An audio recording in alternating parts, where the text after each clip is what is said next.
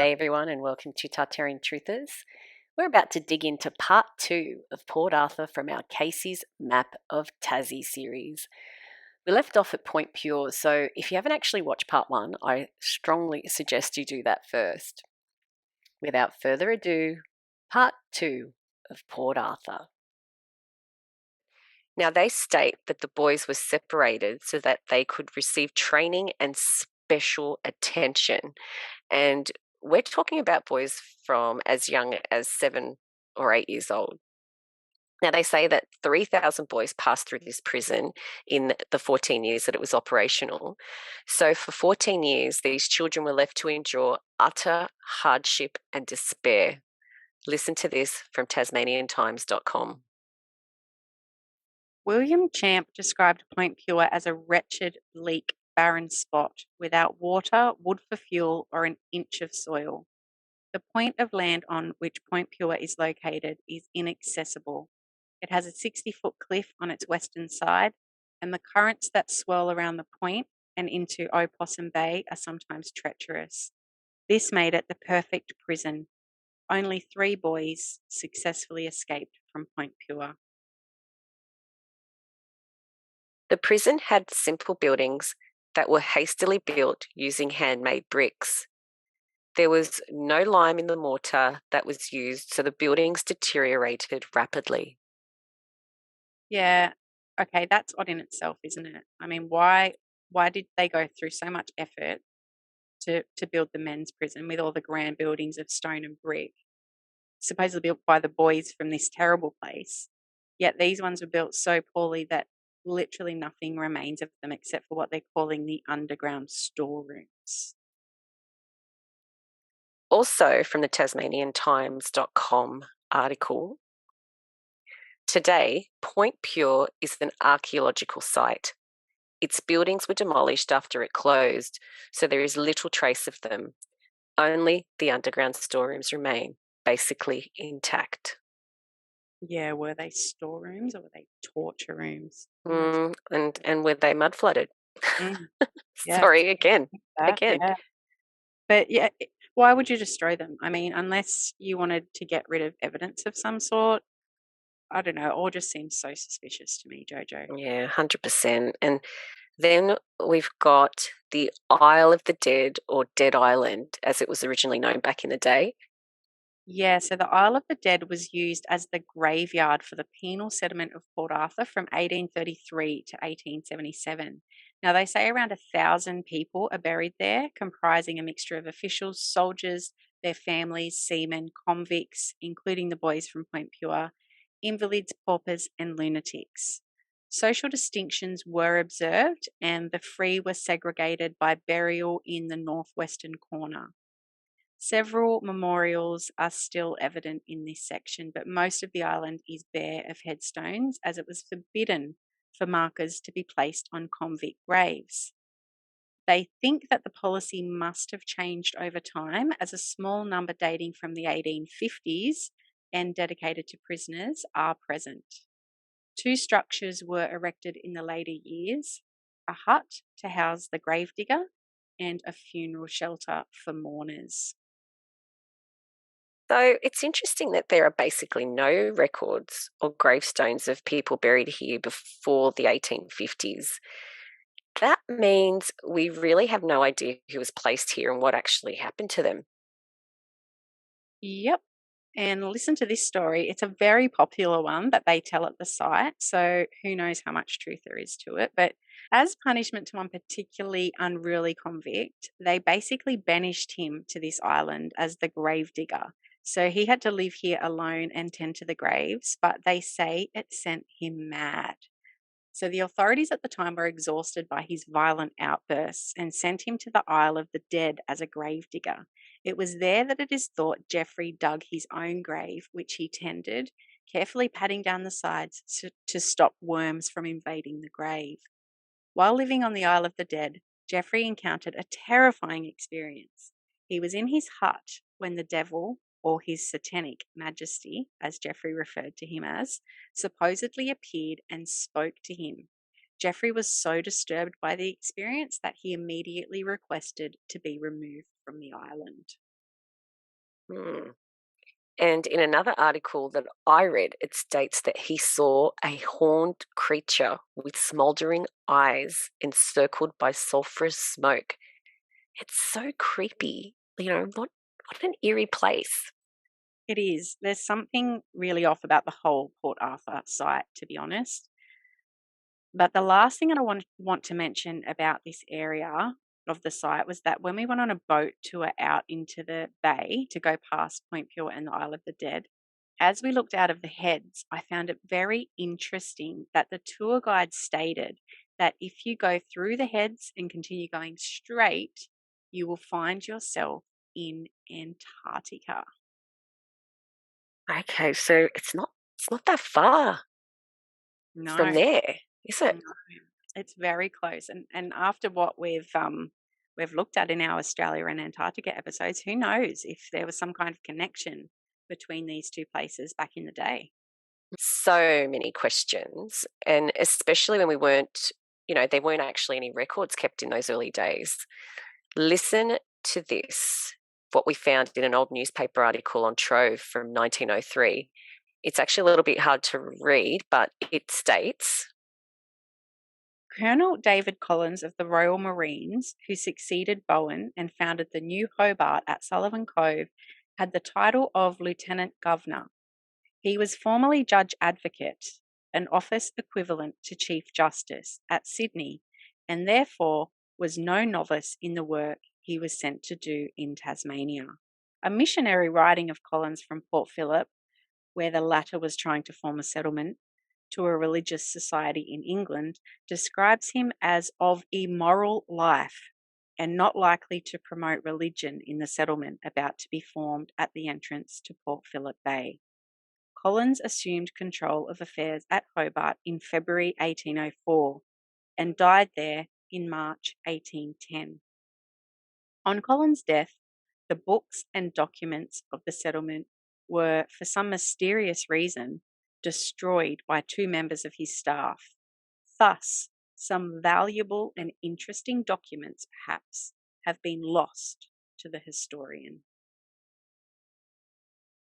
so this guy actually came over on the first fleet in 1788. Then in 1804, he heads down to Tassie, establishes Hobart, where he becomes lieutenant governor, and then all the documentation from that time period is purposely destroyed. Yeah, so there's that, right? But then I remembered this reel that I saw recently. I think you even sent it to me, Jojo. Mm. Um, so yeah, listen to this. The most powerful family here in the American shores who came over are the Collins family. Collins comes from Colon, Cristobal Colon, who is Columbus. Hence you've got the District of Columbia, the Knights of Columbia, Columbia Pictures, Columbia the country, British Columbia. Who owns that? Families. They own them. That's why they have their separate state laws, because it goes back to their separate trust funds that So after hearing that, we decided to look into this David Collins character a little further, only to find out that his father, Arthur Collins, was a renowned antiquarian, historian, and genealogist, and the author of the book, The Peerage of England, a genealogical and historical account of all the peers of England, containing their paternal coats of arms, crests, supporters, and mottos. What is a peerage, you ask? So did we. But basically, peerages are the ranks of nobility, with the English peerage in the descending order of Duke, Marquess, Earl, Viscount, and Baron. So this guy, way back in the very early 1700s, publishes a book about the genealogy of the English nobility. Mm. I don't know, Jojo, but what if these guys, the Collinses that we're discussing here, are from the original Collins family that Santos is referring to in that reel? Like it kind of makes sense. Absolutely. Because then it makes more sense as to why all the documentation from the settlement of Hobart was destroyed when he died. Mm-hmm. Right? Everything was destroyed. Yeah. And did you know that it states on his wiki that he also left no published account of his work as Lieutenant Governor at Port Phillip either. He was literally the first Lieutenant Governor ever of an Australian colony, but there's absolutely zero documentation on what went down in those early days. So shit was definitely going down there for sure. Yeah. Has to be. Oh, 100%. 100%. That's just, yeah, that whole Collins thing just, that makes it that little bit more deeper, doesn't it? Mm-hmm. Sends you down another bloody rabbit hole. Anyway, so Which we don't have time for today. we don't. We're just going to keep on trucking. So from the same article on Trove, gosh, I love Trove. Like, for those of you who don't know, Trove is an online website that has just pretty much all of our newspaper and other things, magazines, everything from basically, when would it be, Jojo? The The 80s. early days, as soon as we Yeah. started printing, Yeah. Yeah. And we nearly lost it this year, but the government gave it some more another funding. boost of funding, luckily. Thank God. So yeah, Trove's amazing. We find some gold on Trove. But anyway, so from the same article, we discover that the first authentic and reliable records of Tasmania didn't then begin until George Arthur arrived on the scene. So George Arthur being the namesake of Port Arthur. But that wasn't until 1824. So basically the first 20 years of Tasmania's founding history are completely unaccounted for. Does that not seem sus to you, Jojo? Very, very strange. Very strange. So this made us want to look a little more closely at some of these, shall we call them the founding fathers of Tasmania? So besides Collins and Arthur, who we've already mentioned, although can we just add, though, that Arthur not only got really, really bloody rich during his time as Governor General and gave heaps of his family well-paying government jobs within the colony, nepotism at its finest, but listen to what he said about the convicts at Port Arthur. He argued that the convicts were subjects of a kind of mental delirium, seeing things through a false medium. A firm and determined, but mild and consistent supervision was to remove this infirmity. Interesting statement. Why would convicts be seeing things through a false medium? And infirmity infers physical or mental weakness. But these convicts were responsible for building an entire colony from scratch, almost in the blink of an eye. So, could it be other people entirely that he's referring to? People who may have already been living in this beautiful location when Collins and his men first arrived in Tasmania in 1804? Yeah, who knows? But it's definitely a really odd thing to say. Mm. And then we've got Thomas Lempriere, who was the commissariat officer at Port Arthur. Now, he comes from an old Jersey family dating back thousands of years. And when I looked into this area, which is part of the Channel Islands between France and the UK, I discovered that Schmeesh masonry has been practiced there since 1756, with the Lempriere family being a massive part of that.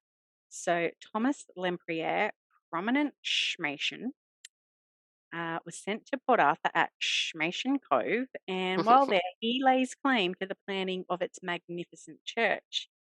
Now, this church in neo-Gothic style was built in 2 years with convict labour, and with the stonework carried out by those young boys at Point Puer. You're right. As if. Mm-hmm. It's true, Jojo. The mainstream history says so. They did all the stonework for the watchtower too.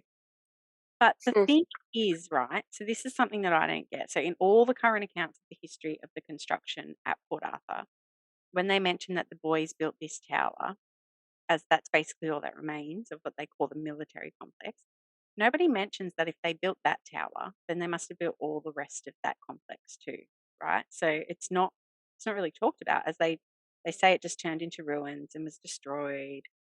But it's weird that this tower is still standing so strong. Sorry, that's not the tower, that's the church. That's also the church. That's the tower.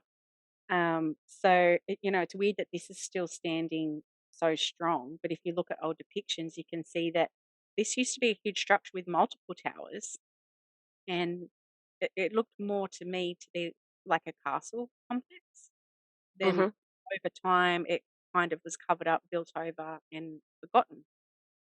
Check this out.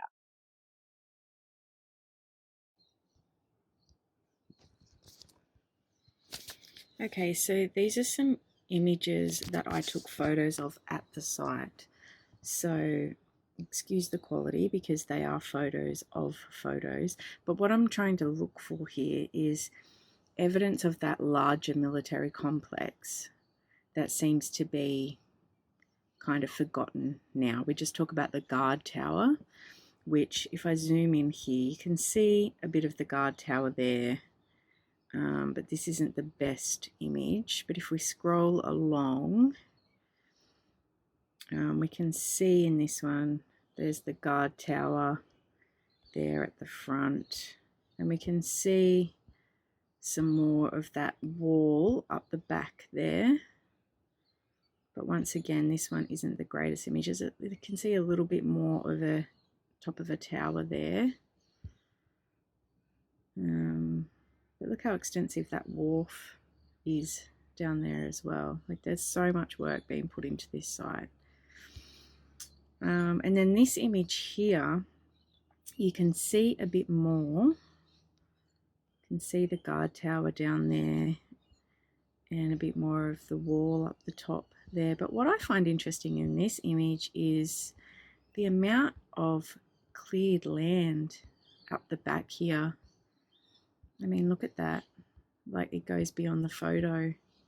So there's so much land that they've cleared going on back there. Like, I don't know what they were planning, but it makes me wonder if they're clearing that much land, why on earth did they supposedly reclaim all that land down here in front of the penitentiary, which would have been a mammoth task. All right, so this image is probably the best one to kind of show you some of this military complex, which I think could possibly have been the remains of some kind of dwelling, medieval dwelling, which they've just kind of converted and then built over. So here's the guard tower here at the front that still remains today. But if we go straight behind that, we can see more of a building with another tower up the top, which seems more likely to be a guard tower to me because of its height. But that's kind of never mentioned anymore. Obviously it was destroyed. We can see over here the wall of this complex, which is huge and goes right, you can see it kind of running along the back there behind that building in the corner as well, right along the back there. So it's kind of, it's not discussed that the convicts built all of that as well. It's kind of like, oh yes, you know, they built this guard tower here, but what about the rest? These buildings are mammoth and huge and built into the side of a hill. All that land would have had to have been cleared. You know, that's not mentioned at all. Anyway, that's kind of what I wanted to show you, and it's hard to do that, you know, without zooming in. I hope I didn't make you sick with my finger moving my screen all around. You know, and it's easy to forget places when they've been destroyed by fire. And not surprisingly, Casey, there was 3 fires at Port Arthur, and all after it was no longer in use as a penal colony, of course, and all within 10 years of each other. You know, like, come on. And, you know, we found another great article on Trove that discusses the last one of these great fires. Yes. Now, Jojo, we know from experience that throughout history, evidence is often destroyed under the guise of fire, don't we? Mm-hmm. And wait till you hear this from the Hobart Mercury on the 4th of January, 1898. So keep in mind that once Port Arthur was shut down as a penal colony in 1877, it was renamed Carnarvon and was a small town with some homes and a hotel, and many people came to visit. It was a tourist attraction within months of its closure as a convict prison, which we'll delve into a little later in this episode. So the headline of this article reads, Great Fire at Port Arthur. The penitentiary, hospital, and police office destroyed. One life lost, by our special representative. And we have no idea who the special representative is and why they aren't referred to by name, but here goes. Those who visited Port Arthur on Boxing Day and repeated the visit yesterday must have been profoundly struck by the destruction which had been wrought in the village of Carnarvon in the short space of 1 week. It seems, however, that the destruction which visited Port Arthur was of a more intelligently merciful kind than that which visited another part of the colony, for the buildings destroyed were in most cases not homes, but places associated in the long ago with crime and human suffering.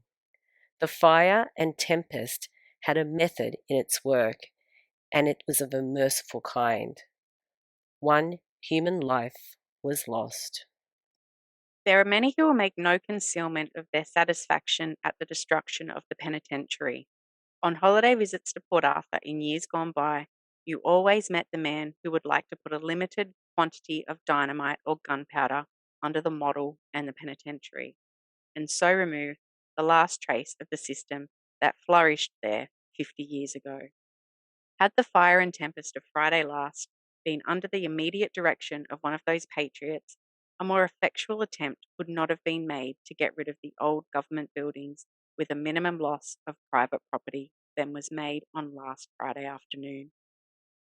Fire would seem to be the destiny of Port Arthur.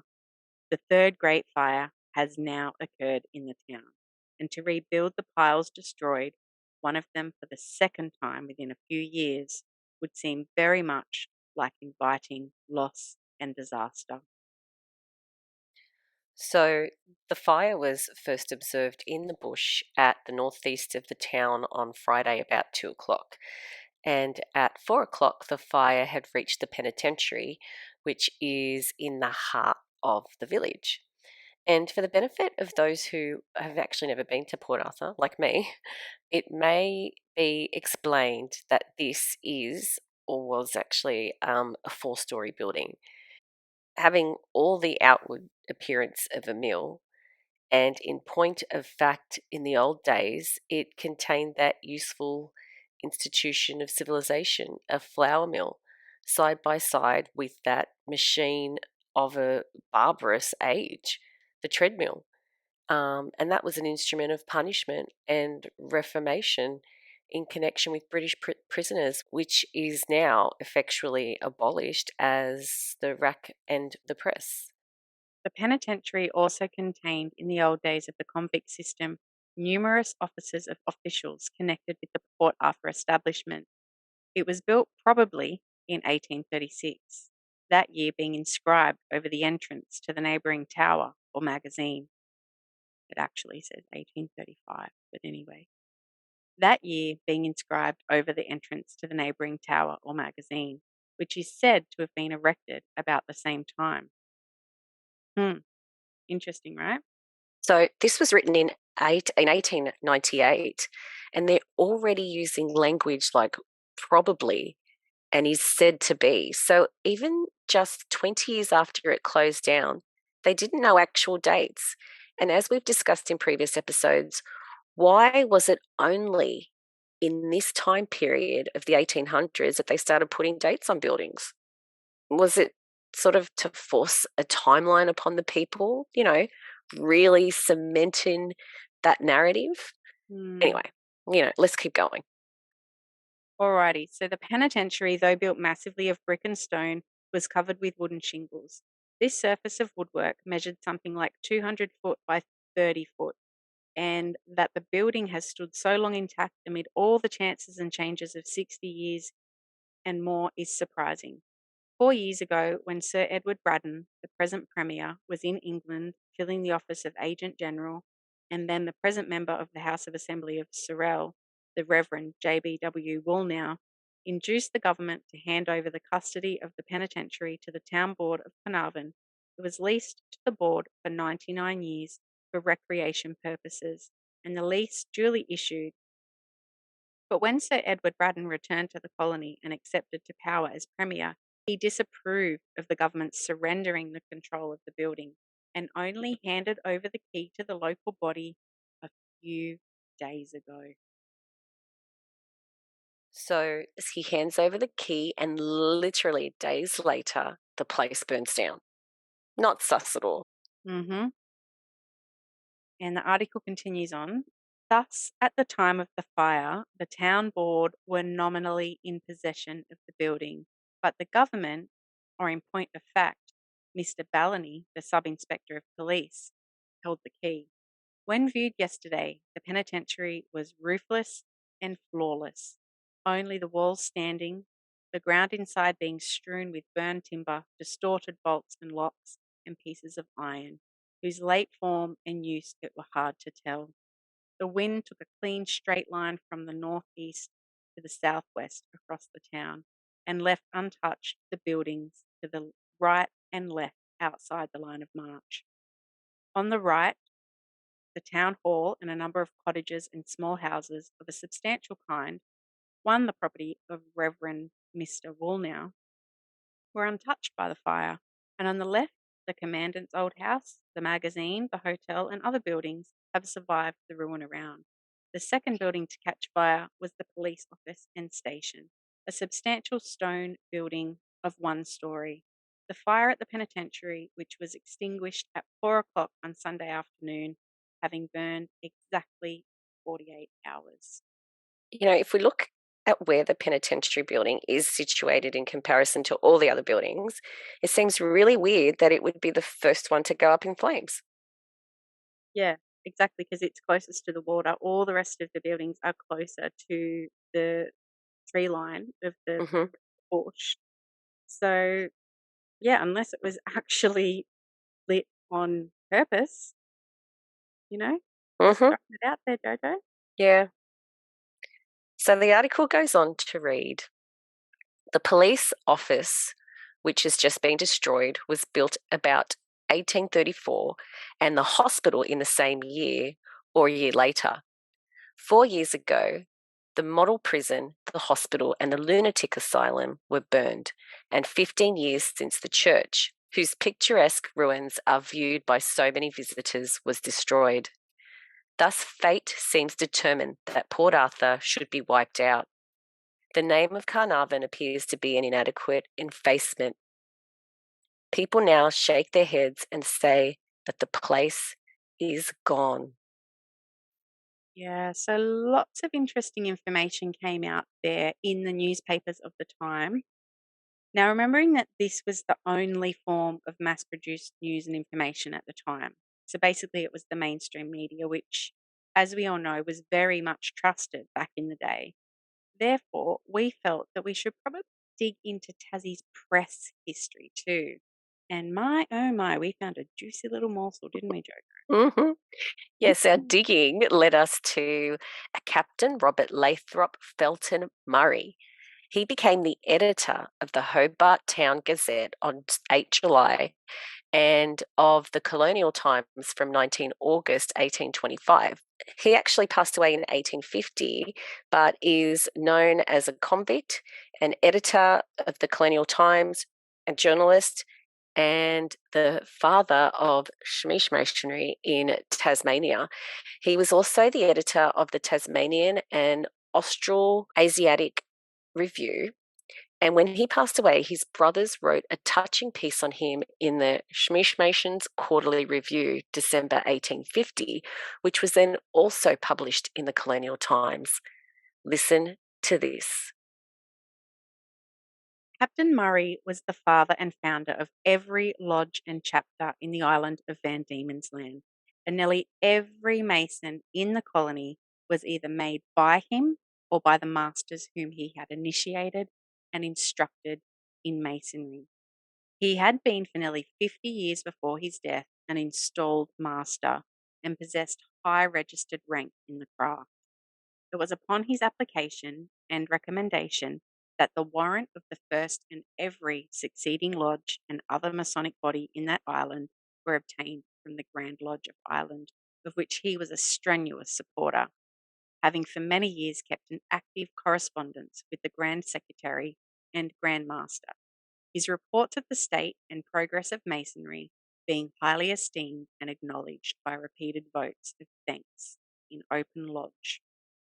There is no doubt that he would, from his zeal, state in the craft, and influential position in the colony, have been made Provincial Grand Master for Australia, had not the MWGM, the Duke of Leinster, set his face against making such officers out of Ireland. No man endeavoured to act more strictly in conformity with the principles of the craft than did our deceased brother, and no man was more generally and universally esteemed.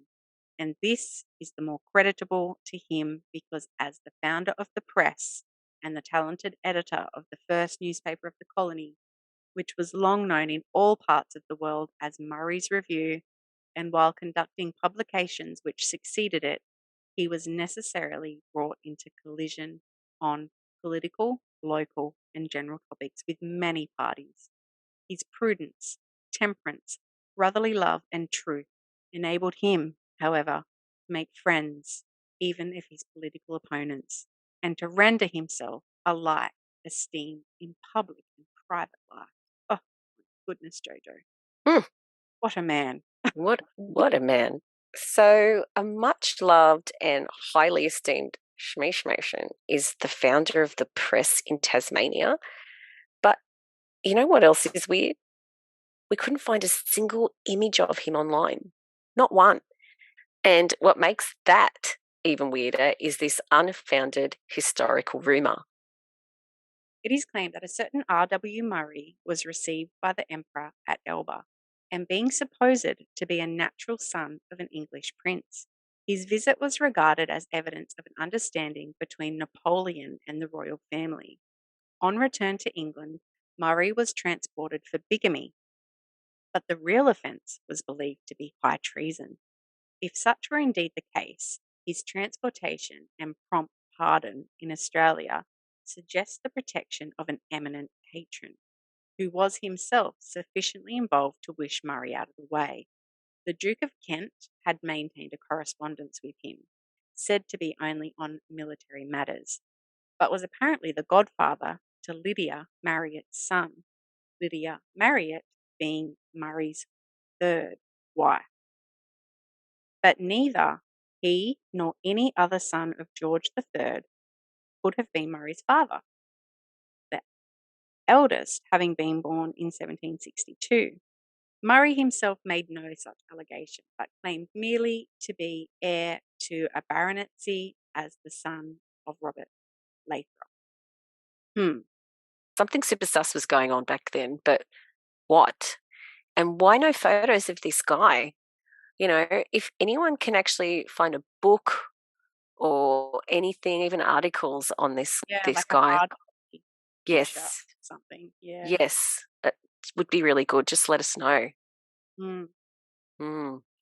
Alrighty, so moving on to tourism. So we mentioned that a little earlier on, and let's just take a quick look at how it developed. So they say that it developed in an ad hoc fashion until the 1890s, when Tasmania realised, that it had an economic, social, and political potential. And by the 1890s, Port Arthur was a popular tourist destination with a hotel, 2 museums, 3 guest houses, and offered transport, tours, even souvenirs. Yeah, but they say it actually started much sooner than that.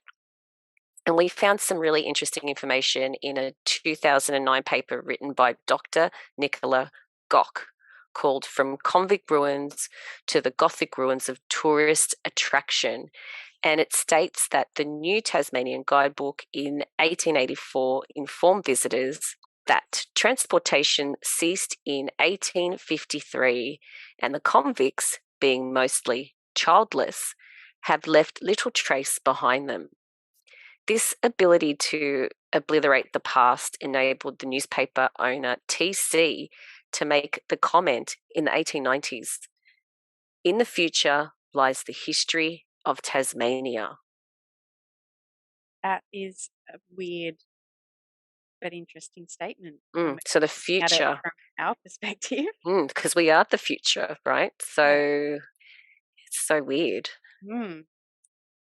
And Dr. Gott goes on to say, in fact, with tourism trumpeted as the saviour of the island state, the new Port Arthur, which by 1885 was accommodating thousands of visitors a season, had become a tourist icon.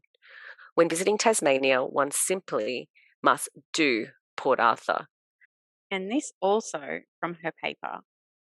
Ruins have been attracting tourists around the world since ancient times, engendering feelings of time passing and the sense of witnessing a piece of history fading into oblivion.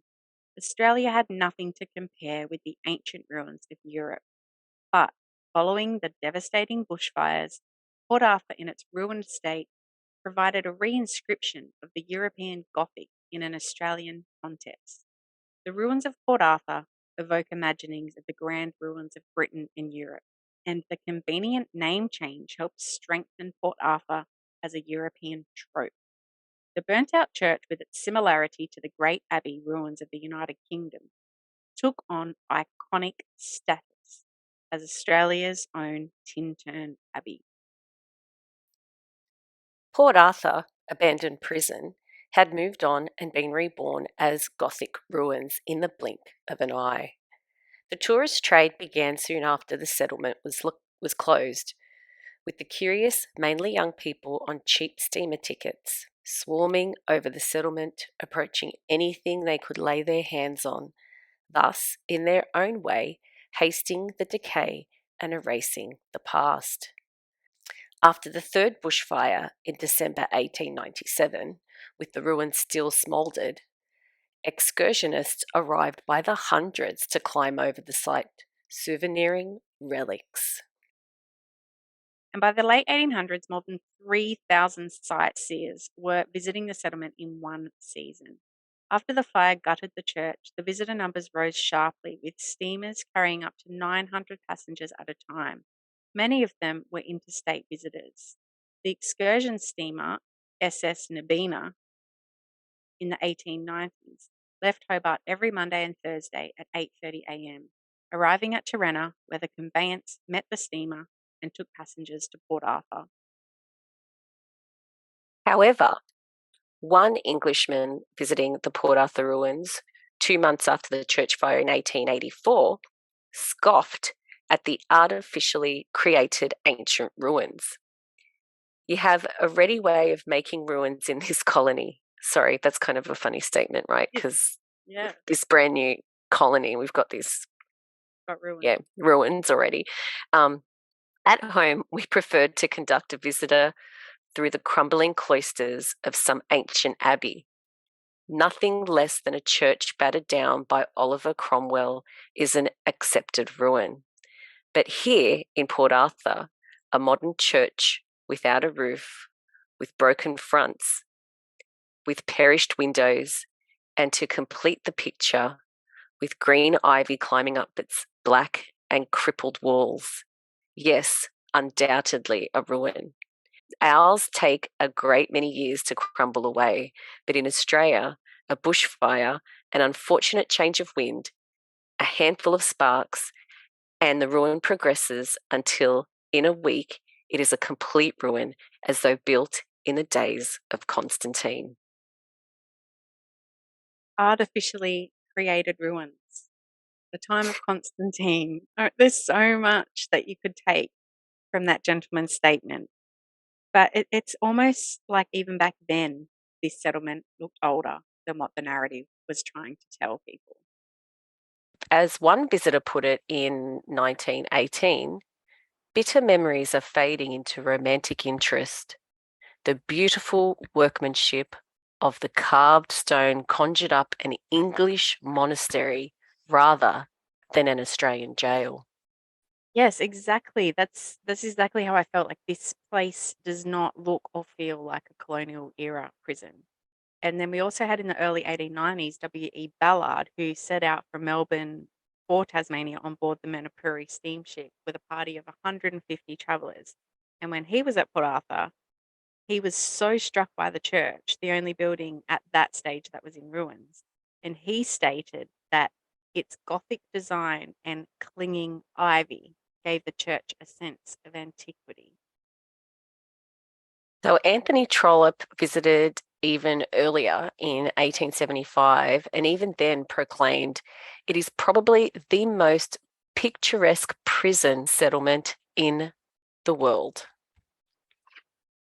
Yeah. So basically, Jojo, we've got a booming tourist trade and people already exclaiming at how old these ruins look within 30 years of this colony apparently even being built, like literally 30 years.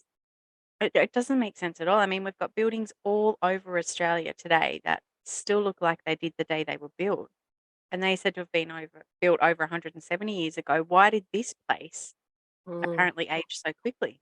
yes, so many questions, Casey. Mm. So moving on now to some interesting relics that I saw at the site. Firstly, we have this fancy schmancy drinking fountain.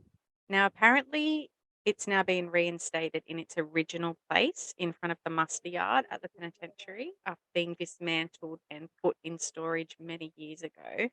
So they say it was part of the convicts' daily routine as they started their day. And they would all like kind of line up and take a drink from this fountain before heading off to work.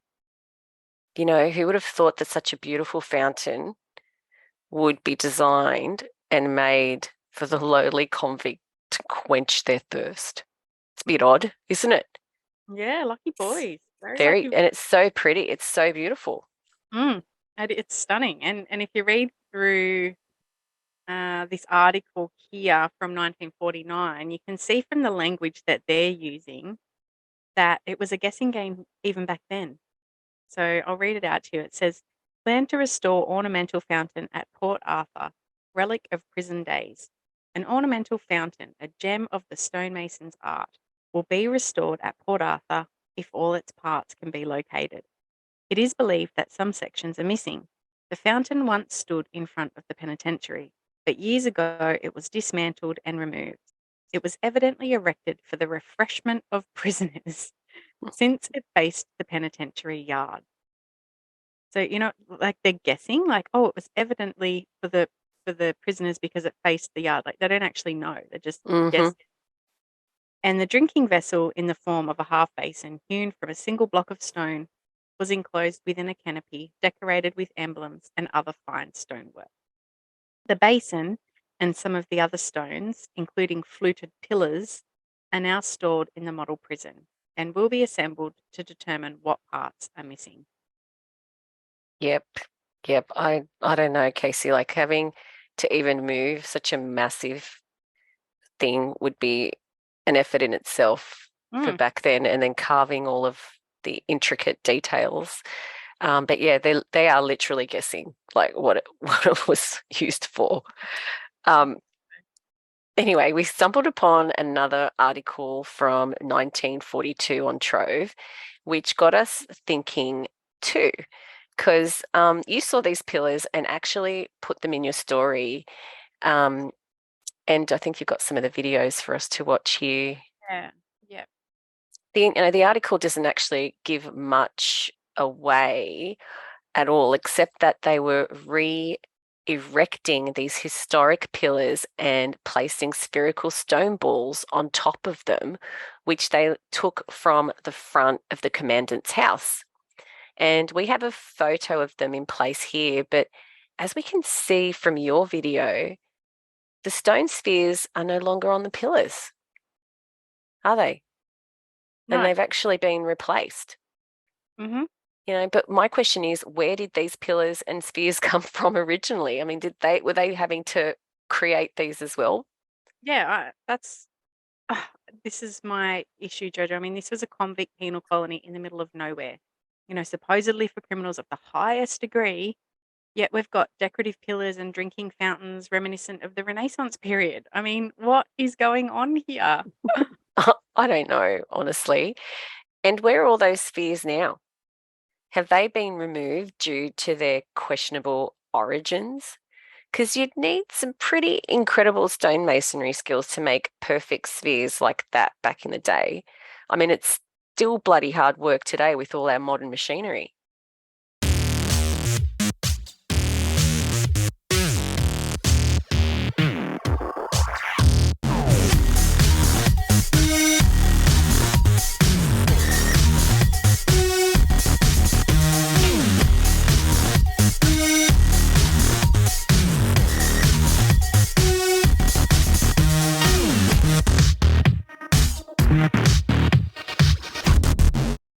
Yeah, that didn't look easy. All Mm. right, so then we've got the 8 church bells. Once again, we're told that they're the oldest chime bells in Australia and they're believed to be the first ones to ever be cast in this country. They also say that they were cast by a convict artisan, but he's never actually been identified. Oh, what a surprise. Yeah, so when Port Arthur closed in 1877, the bells were stored at the New Norfolk Asylum. In 1897, 7 of the bells went to the New Norfolk Municipal Council and they were hung in the tower of St Matthew's Church. But the 8th bell, Jojo, vanished. And over time, 7 bells have come back to Port Arthur, but the 8th is still missing. Mm, Yoink. Someone took that bell. someone's linked it. Yeah. So, why did this isolated little penal colony have so many firsts? The first railway, the first cast of bells. Seriously? Not Sydney, where the population was much bigger and where they had access to more resources? It just all seems so odd to me. Yeah, it just doesn't add up.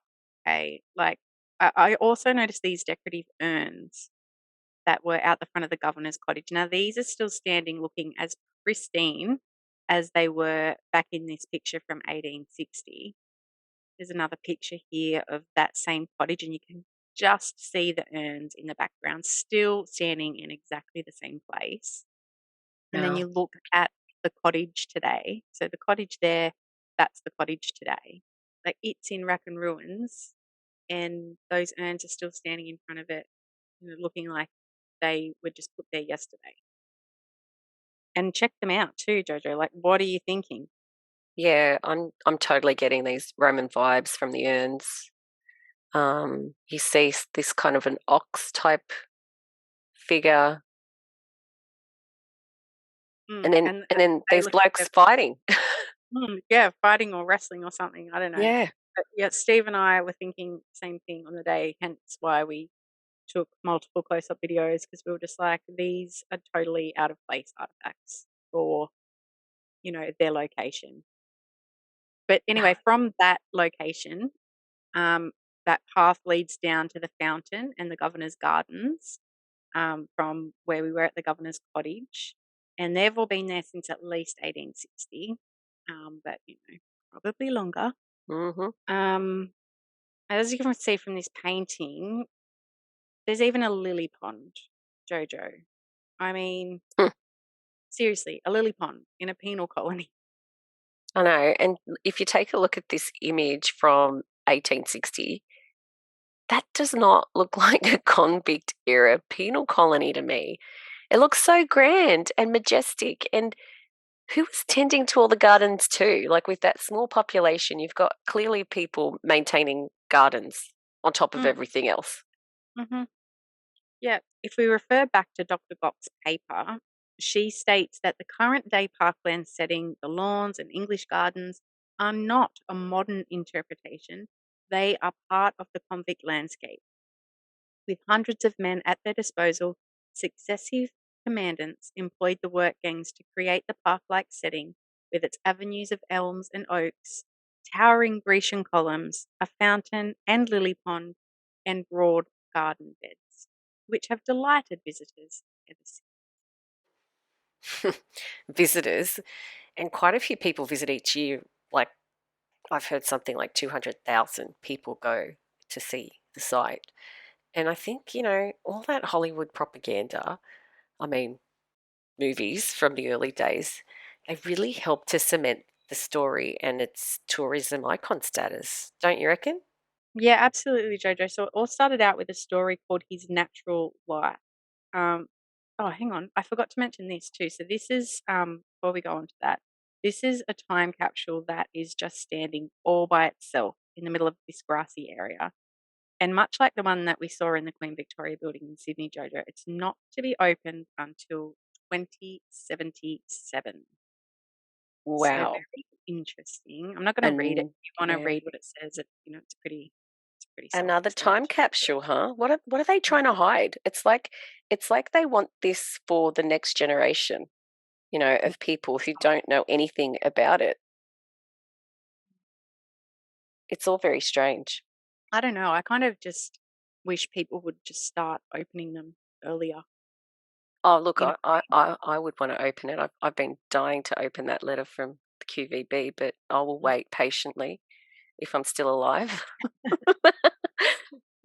who knows? Anyway, All right. Okay. So back to this book written by Marcus Clarke and published in the Australian Journal between 1870 and 1872, I think it was. So it was then published as a novel in 1874 called As for the Term of His Natural Life and is the best known novelisation of life as a convict in early Australian history.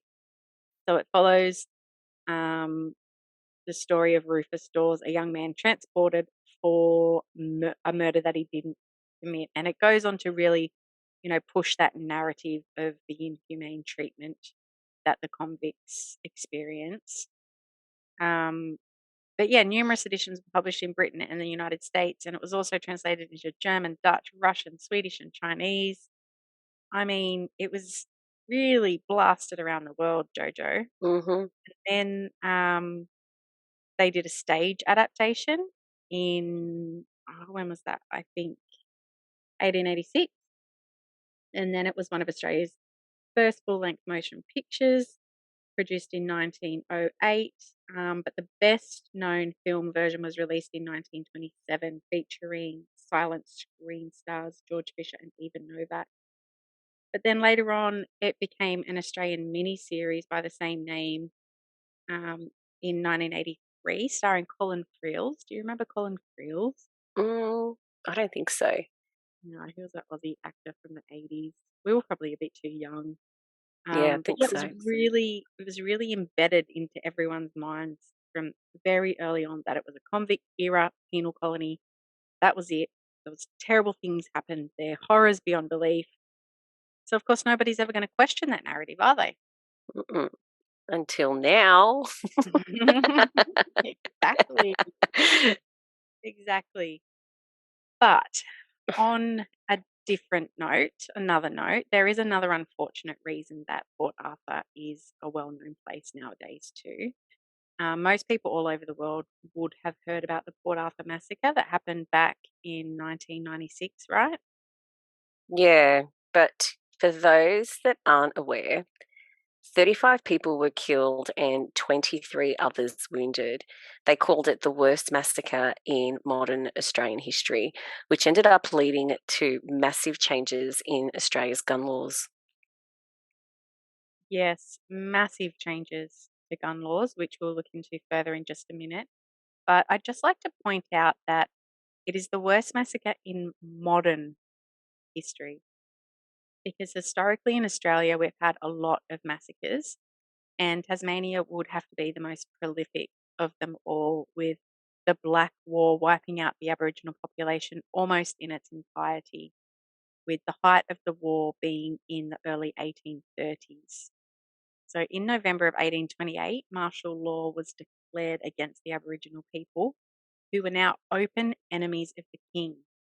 Proclamation of martial law was a Crown prerogative to be used against rebels and enemies as a convenient mode of exercising a right to kill in war, a right originating in self defense.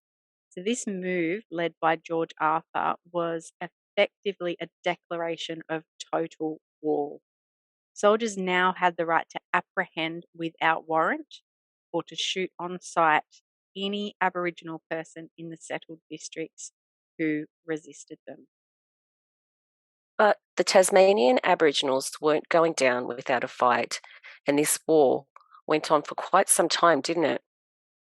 Yeah, so martial law was in force for more than 3 years, the longest period of martial law in Australian history still to this day, including what is known as the Black Line. So in 1830, a line of over 2,000 men separated into three divisions and aided by Aboriginal guides, formed a staggered front more than 300 kilometres long that began pushing south and east across the settled districts with the intention of forming a pincer movement to trap members of 4 of the 9 Aboriginal nations in front of the line and drive them across the Forester Peninsula to East Bay Neck and then on to the Tasman Peninsula, which George Arthur had designated as an Aboriginal reserve.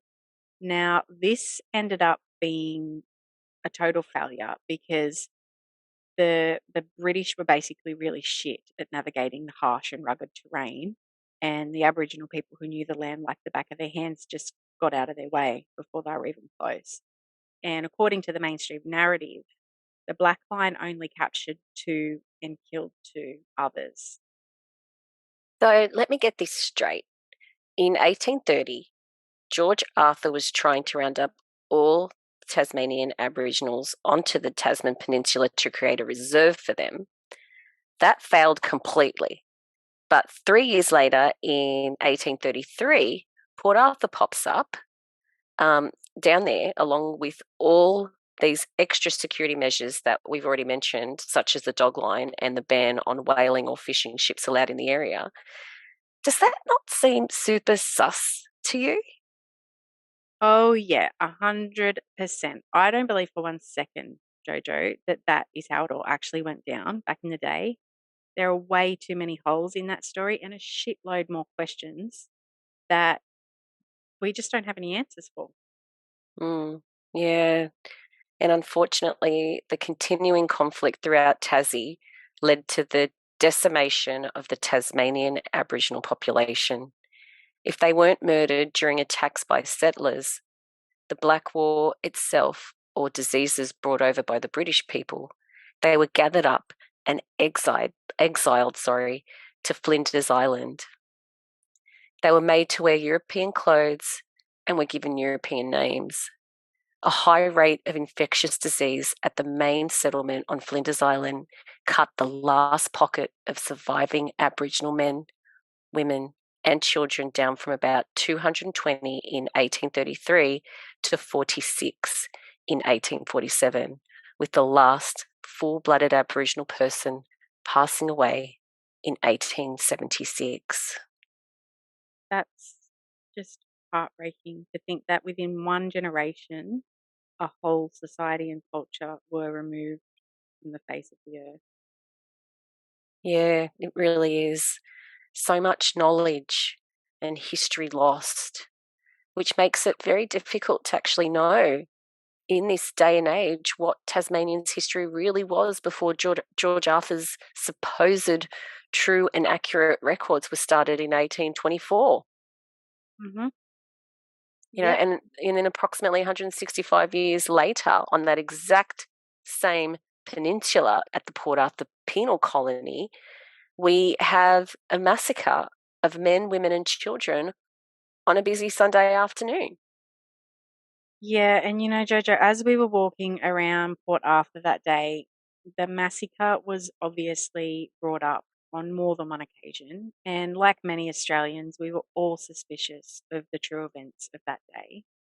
And it was my husband's theory that really struck me when he said maybe the reason that this place was chosen for this massacre to occur was because this place and its history is already built on lies that have been accepted on the whole. So why not just add another layer to that? Yeah, wow. Yeah.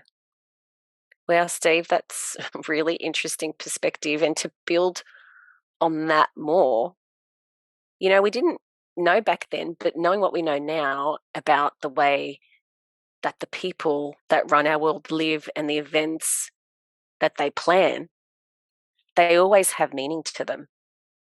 Whether it be done on a certain astrological date as a sacrifice, or if the location is an important factor when it comes to the energy lines or ley lines, there's always a Luciferian aspect. Always. And I don't care what anyone says. Yeah, I agree, Jojo. And after all is said and done, this massacre allowed our then PM, little Johnny Howard, to bring in massive changes to Australia's gun laws, using federally funded gun buybacks and voluntary surrenders and state government gun amnesties, with more than 1 million firearms being collected and destroyed. And now we're left with some of the strictest gun laws in the entire world. Yeah, so basically they used what happened at Port Arthur to disarm Australians, didn't they? Yeah, 100%. And our mate Drew from You're Missing the Point podcast had a chat with Ghost from My Third Eye podcast. And he shares some really interesting information about the Port Arthur massacre that some people may not be aware of. Yeah, we're going to actually play you some of the most poignant parts of the discussion, but we'll also link the full episode for you in the description below. But also, don't forget, Casey, they've already made movies about the Port Arthur massacre. You know, how they like to make movies to really sort of, cement the narrative into people's psyches. The most recent one is called Nitram, which is Martin, spelt backwards, the name of the man in jail for life for the massacre. But such an odd name when you think about it. Yeah, it's weird. I haven't watched it, so I'm not sure if they explain, like in the movie, why they called it that. But it's just a weird name. I mean, I can't help but think of, this whole Luciferian always doing things in reverse, Mm, turning mm, things upside down or, yeah. I mean, it kind of makes sense. But all right, before we finish up and leave you with Drew and his research on the Port Arthur massacre, to sum it all up, Casey, what is your conclusion to the Port Arthur historic site? I tell you what, Jojo, I went in not knowing what to expect and not having done much research beforehand. I really didn't have any massive expectations, but I ended up leaving there feeling really confused by the information that was presented to the tourists because it really just didn't make sense or add up at all. But because everyone believes that convict narrative that, we've all been fed for generations and nobody's questioning it, it's just accepted that unskilled, malnourished convicts built this place from nothing in the middle of nowhere in the furthest place from the rest of the world's civilizations. Like, literally, if we're going by the globe model, which we prefer not to, Tasmania is literally referred to as the bottom of the world. So, if it wasn't built by the convicts, who built it, do you think? That's the $1 million question, Jojo. I mean, who cleared the land, reclaimed it, quarried the stone, made the gardens, and all the rest of it? I mean, of course, in the later years, I believe that some of this was done partly by convicts. Yeah, like the upkeep, so to speak. Yeah, exactly. But I think that perhaps this original site with the stone buildings and the reclaimed land, it was already like that. It was found by the Mm. British and claimed as their own, and then they built around it and on top of it. So I know that we kind of speculated that there were people already there.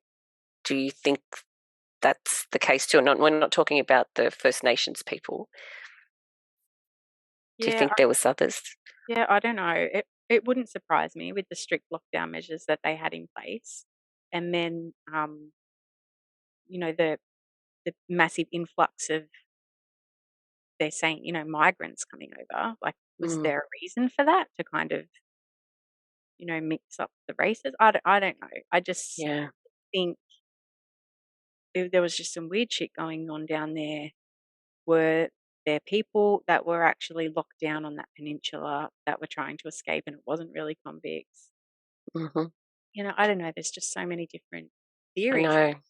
And, also with its proximity to Antarctica and the various stories that we've heard of what could in fact be beyond the ice wall, how do we know that people with advanced building capabilities didn't actually travel from there some time ago? Yeah, and that's the problem. We really don't know. All we can do is speculate, and that's purely because when you dig a little deeper like we have today, the official narrative stinks. It's full of holes. So you can't help but try and come up with some revised theories. Yep. And then to have lost an entire race of people who could have had answers to some of these questions, thanks to the genocide caused by the British. I mean, that was a documented planned military attack. Exactly. It was done on purpose. And there's no reason that our First Nations people could not have been living in harmony with another group of people who may have come across the sea from the Antarctic region and, were also wiped out during the Black War. I mean, this has happened right through our history and is still happening in some places today where people are still living in their cultural lands, in their primitive way of life. And then not more than a few hundred kilometers away, we have people living in modern cities, driving cars, using mobile phones. So, that could have been happening back in the day with our First Nations people and another group of more modern. 100%. 100%, just based on building structures that we find in ruin, definitely can see that there could have been two types of civilizations living side by side, no doubt. But, it's also possible that people did travel across the seas many years ago and teach our First Nations people these skills.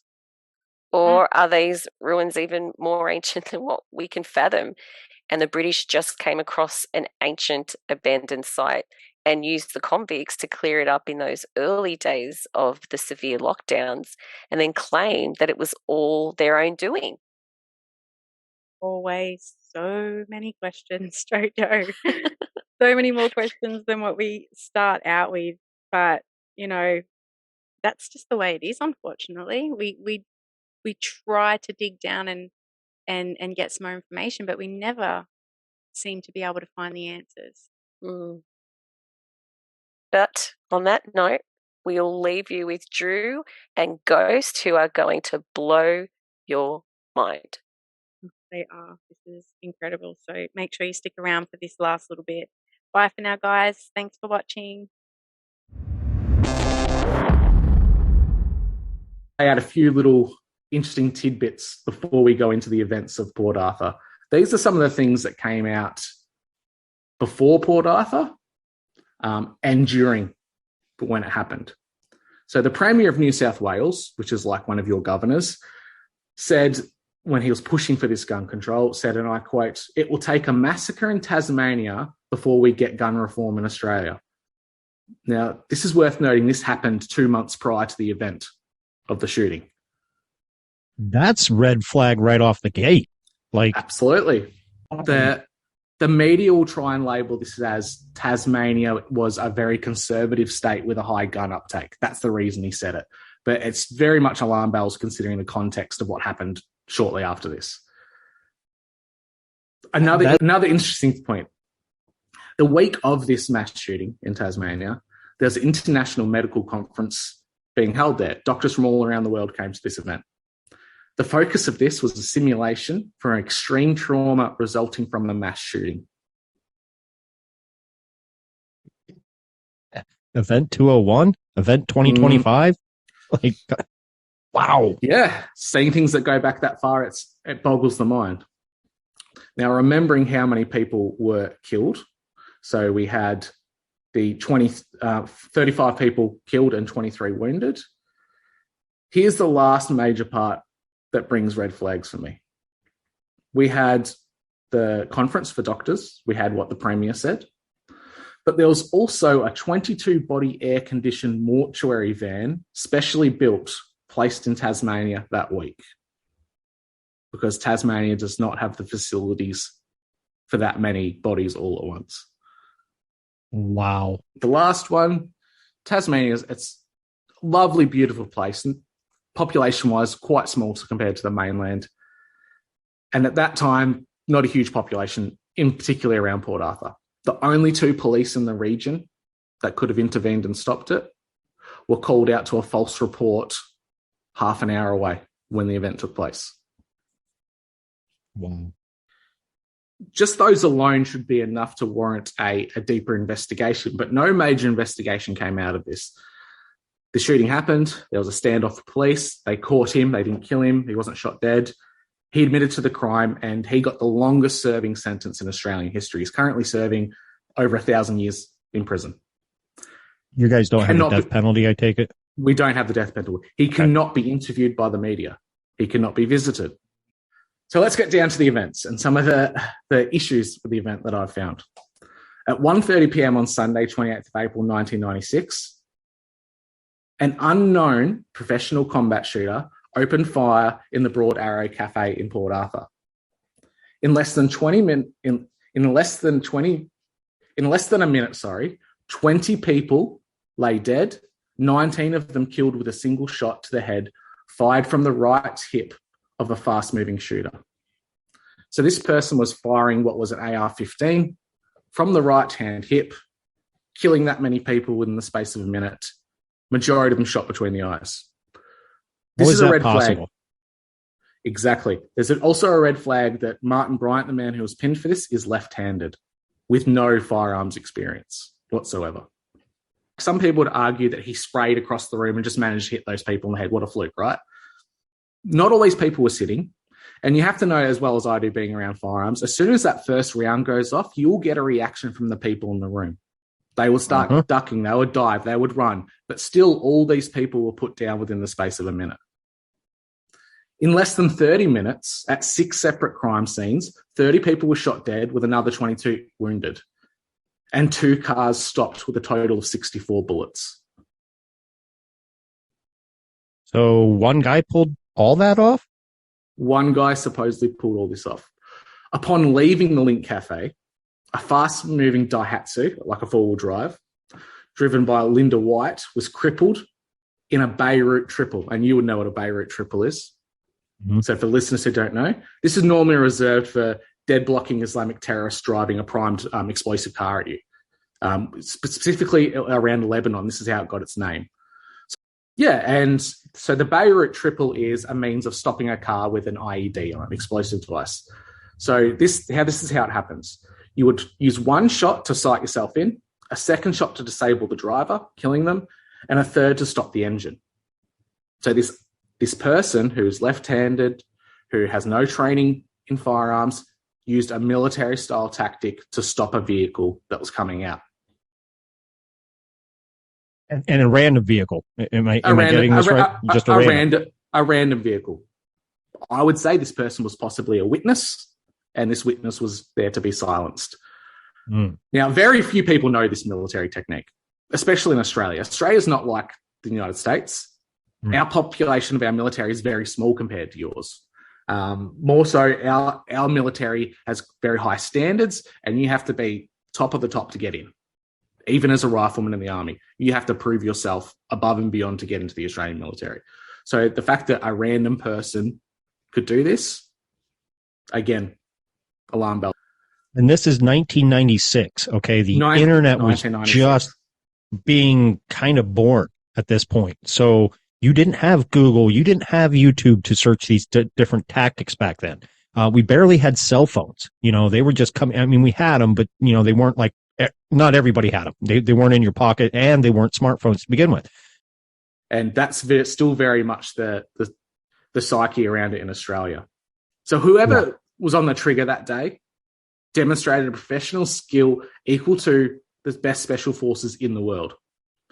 Their critical error, however, was killing too many people too quickly while injuring far too few. This exposed themselves.